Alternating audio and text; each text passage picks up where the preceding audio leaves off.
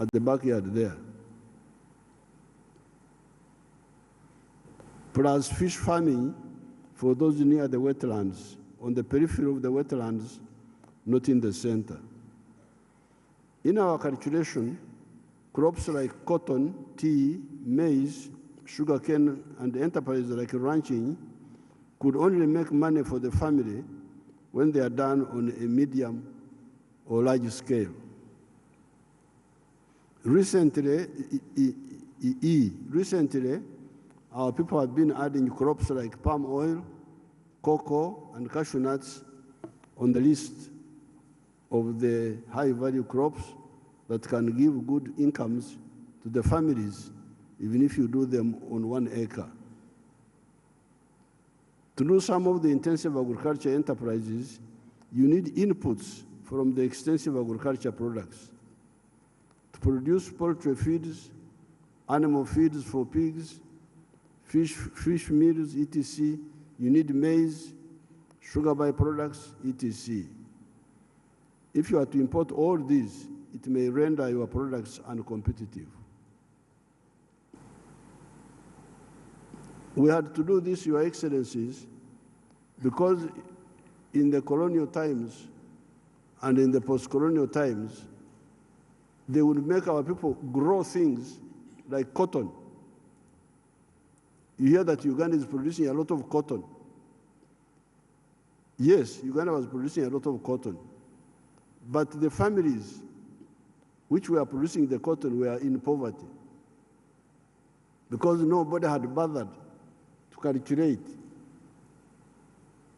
what is the average land size of the family land. If it is only 2 acres, and you put 1 acre under cotton and the other acre for food, how would the family get out of poverty if cotton is a low-value crop? So that's why we had to say, no, it's not just big production for the country, it is production for the enough income for the family also, so that they get out of poverty. G, after waking up our people as to the crucialness of commercial agriculture and rationalizing it, we then realized the danger and the unfairness of confining ourselves to just producing raw materials for other countries far away to transform into finished products. A kilogram of coffee may give us US dollars 2.5 as a raw material. However, the same kilogram roasted, ground into powder, and packaged will give the cleverer foreigners who added those steps abroad US dollars 40.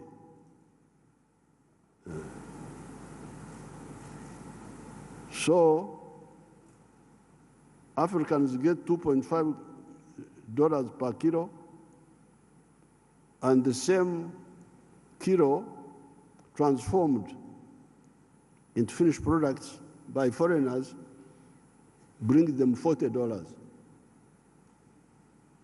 This is how Africa has been a major donor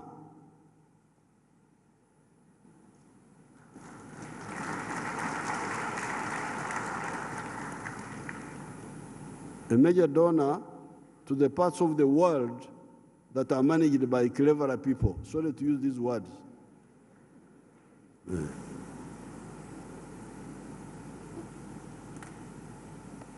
We do not only lose money per kilogram of coffee, we also lose jobs. The roasting jobs, the grinding jobs, and the packaging jobs are done by the children of the foreigners, while Africa's children are drowning in the Mediterranean Sea, going to prosperous Europe and running away from the impoverished Africa.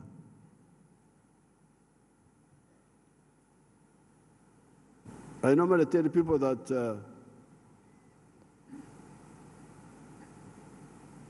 a shirt like the one I'm putting on, which is made here in Uganda, has got 6 job levels. This chart here. Level 1, grow the cotton.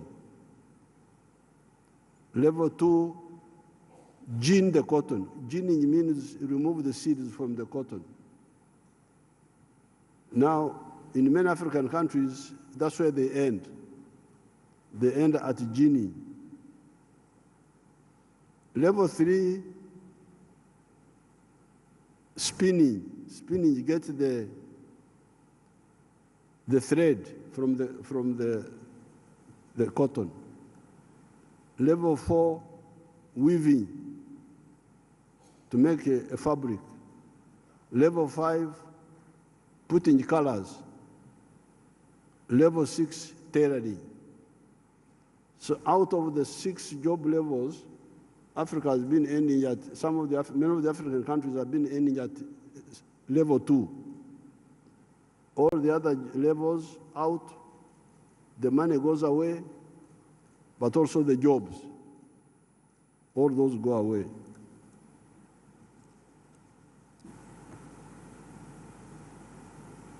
The battle for value addition has been a big one because there are lobbies that want to keep Africa as a raw materials producing continent. In Uganda, we have moved in some areas, a bit in textiles, a lot in the dairy products, a lot on fish, a lot on sugar, a bit on maize, a bit on leather, a bit on furniture and wood products, etc. What is true of agriculture, agricultural raw materials, is of course also true of the raw materials of minerals, forest products, etc. Uganda discovered some oil about 20 years ago. Up to now, we have not started pumping the oil out of the ground. We're about to start.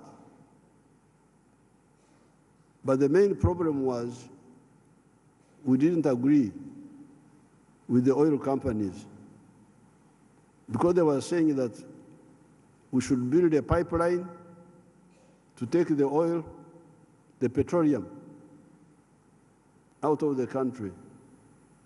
Then I told them that I had a rumor that there were human beings here.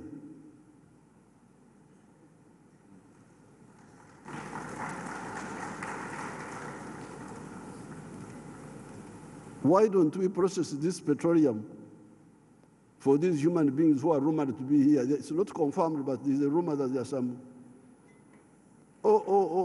big battle. They told me that oil refineries don't make money. So then I said, but if they don't make money, those who run them, why do they run them? Are they Mother Teresa's? Now, I happened to go to Iran. I went to Iran. When I went there, I said, you people, do you have oil refineries? They said, yes, we have 9. Iran had 9 refineries. Now, here they didn't want me to have 1, just 1. So because of those battles, it took time, but now eventually they gave up. We shall build the refinery and the pipeline also. And the main reason I support the pipeline is that it will go through Tanzania, my other country, so that they can get some share in our resource, which is theirs also. But that's why it's a very big battle. You can imagine somebody arguing, and when they made a calculation, the oil refinery here is very, very productive, very profitable. What they call the internal rate of return is IRR. It's very high, much higher than in other places. So that war of wanting to keep Africa as a raw material producing continent is a very big one.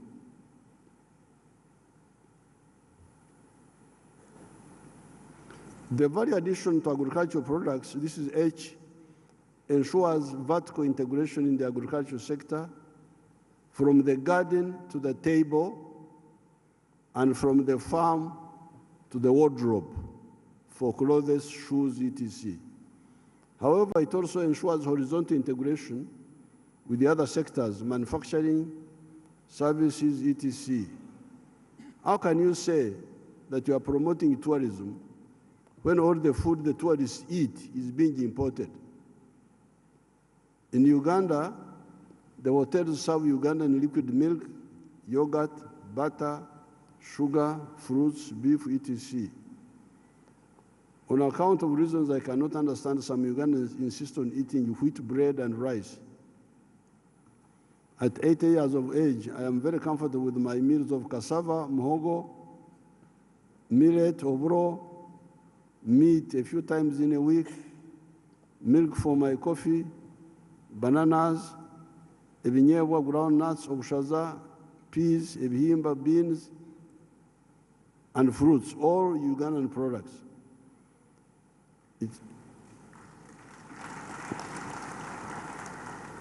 It is the bread eaters and the rice eaters that cause us to import some food.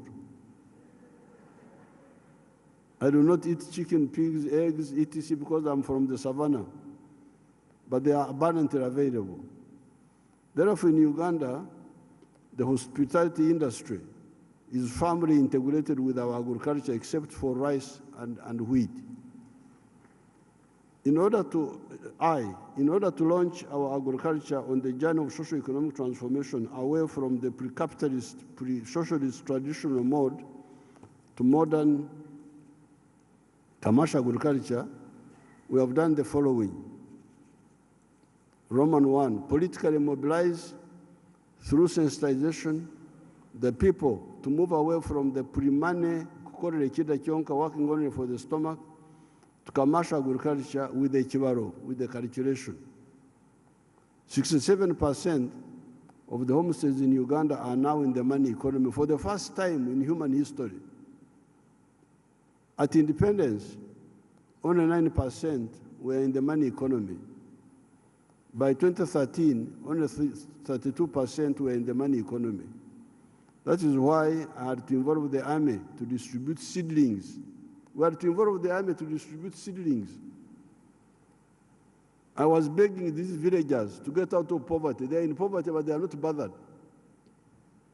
So we had to go there and beg them, please, please, get out of poverty. Here is coffee seedlings, plant them.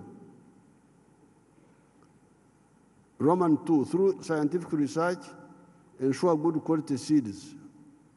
I salute our scientists for developing a long list of improved seeds, higher yields, disease-resistant, drought-resistant, etc. Roman 3, sensitize farmers about the best agro practices, spacing, mulching, water conservation, etc.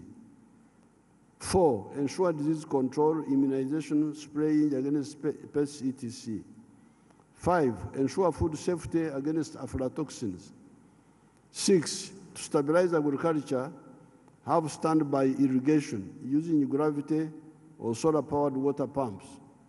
This will eliminate the risks of the erraticness of the rain. 7, use fertilizers to restore the nutrients in the soil. 8, conduct soil mapping to determine what can grow where. 9, discourage land fragmentation on inheritance because it creates land with disability, land that can no longer do certain enterprises because of the smallness.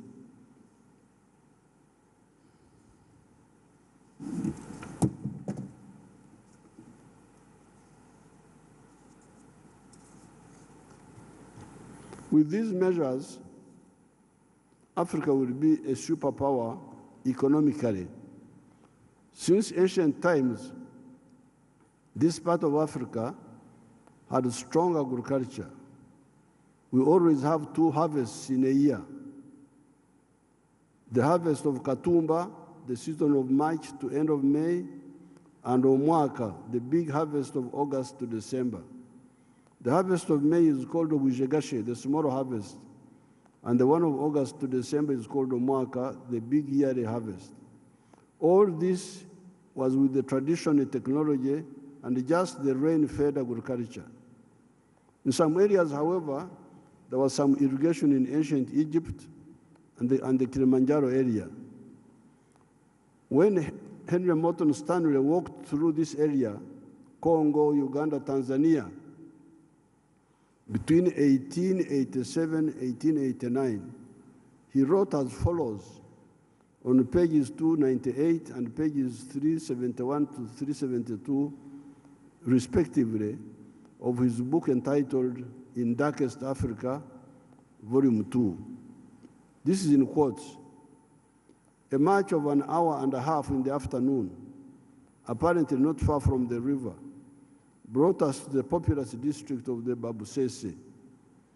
The banana plantations were very extensive, reminding me of Uganda, and their shades covered a multitude of huts. This was in the diary of Henry Stanley, which he wrote on December 5th, 1887. In Congo, he was in Congo, Ituri area. Fields of millet and sesame, plots of sweet potatoes occupied the outskirts of these plantations. And there was ample evidence roundabout that the land was thickly peopled and industrially cultivated. Later on, while traveling through the Riz area of Ankole in Uganda, he wrote as follows: crossing a narrow neck of land, descended into the basin of the Rizi.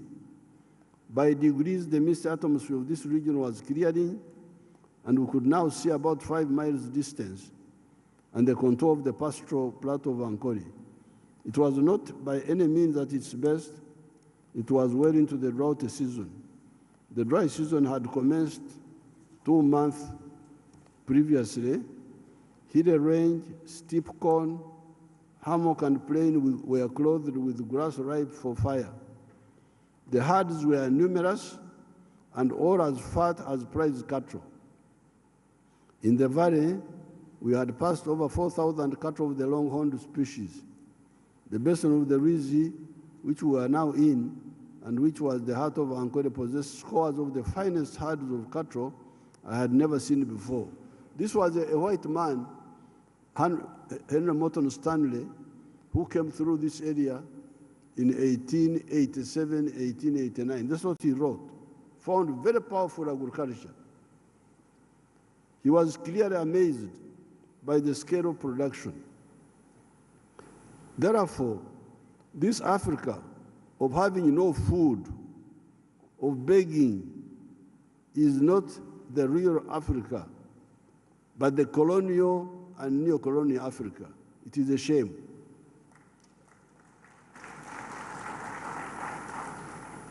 I need to conclude my remarks by talking about the issue of water for livelihood and for production, as well as the need for removing the non-tariff barriers in the CFTA, Continental Free Trade Area.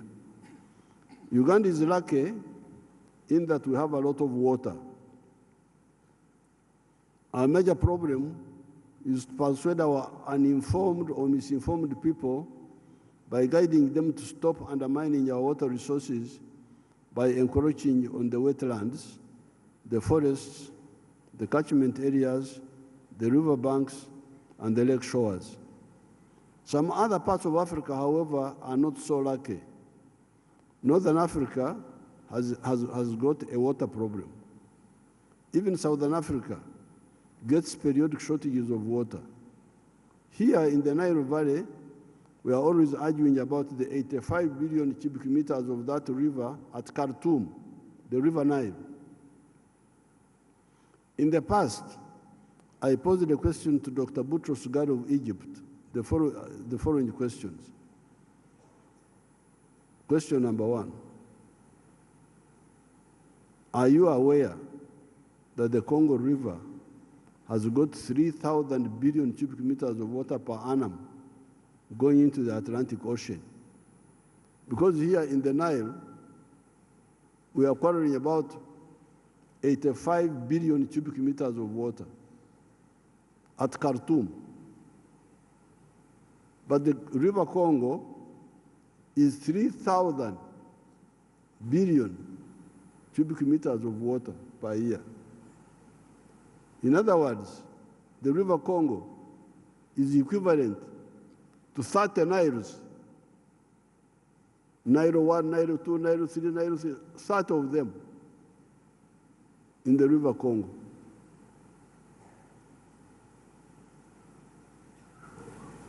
Now, all this water is going into the Atlantic Ocean every year, just going. Is the Atlantic Ocean thirsty for water? Since this is a high-level meeting of Africa, you can tell me whether the Atlantic Ocean is thirsty for water, all this water, which is going. Why doesn't Africa discuss with our brother people of Congo about how this massive water that is not used could help the water-stretched parts of Africa?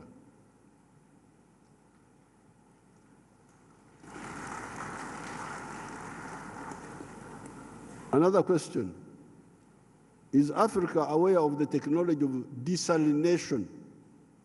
Because we spend so much time talking about so many things. But I have never heard people talking about desalination.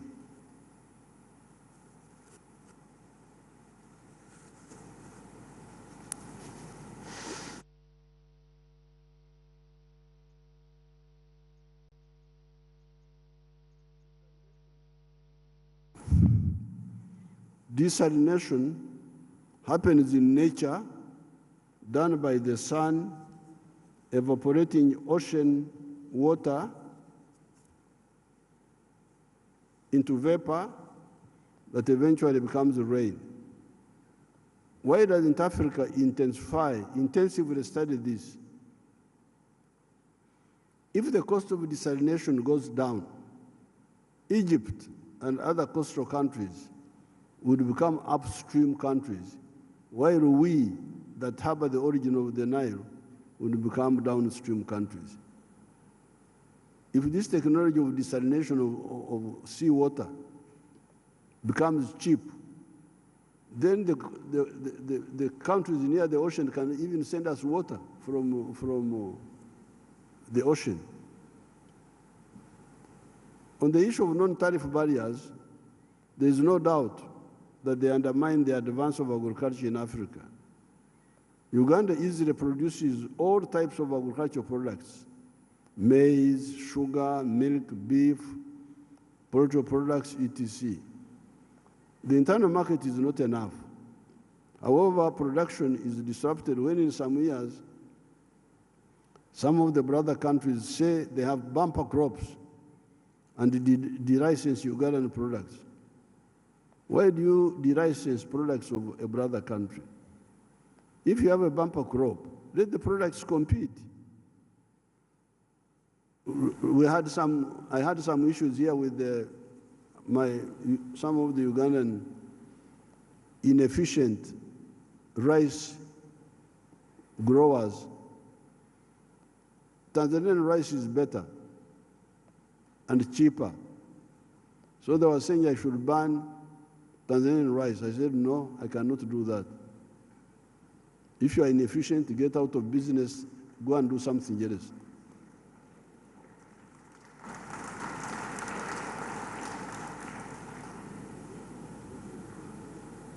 If you have a bumper crop, let the products compete.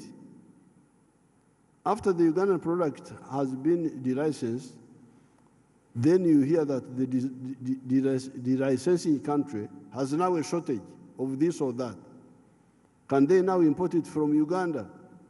By that time, the Ugandan farmers have been rendered bankrupt and have migrated to new products such as coffee that are mainly bought by foreigners away from Africa. How would African agriculture sustainable advance with this erraticness? I thank everybody.